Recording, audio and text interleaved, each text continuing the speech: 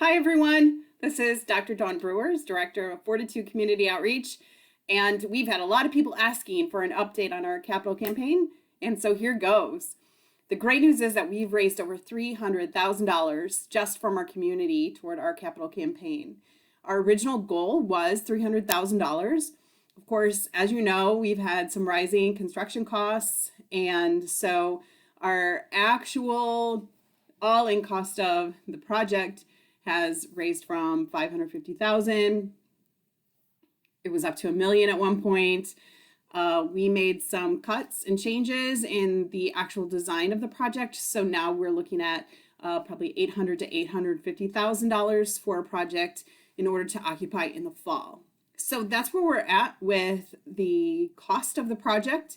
We are working with two separate banks, local banks in the community, to get financing for somewhere from $150,000 up to potentially $250,000 in financing. Of course, financing means that we would be paying a mortgage on that amount, which is never going to be desirable, but we understand that may be part of a project of this size. So the other thing that we're looking at is a number of grants that I've applied for over the last couple months of significant sizes. And so we're waiting to hear back on all of those, which is a grueling process. But as soon as we hear some good news from the grant side of things, we will definitely share that news with you. We are not finished with our capital campaigning. Like I said, having a mortgage is definitely going to be a burden on operational expenses moving forward. And so the lower we can get that amount going into the project, the better off we're going to be for operations moving forward. And so to that end, we are still seeking probably at least $100,000 more in capital campaigning.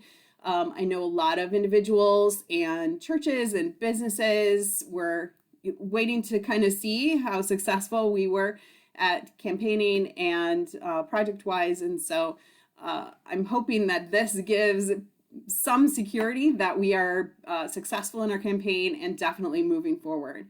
At this point in construction, we have completed all of the, pre-permit responsibilities such as soil borings and the civil engineering. And so we are currently waiting on the civil engineer to complete a report.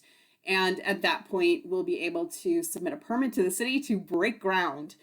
So right now we probably have a, earliest possible scenario, maybe mid-June, and for breaking ground, which, hopefully would still get us in occupancy for October or at least fall, even if that means, being creative for a month or two before we can occupy in, say, November. So those are our goals. Of course, the plans don't always go as we like. There's so many things that are just out of our control.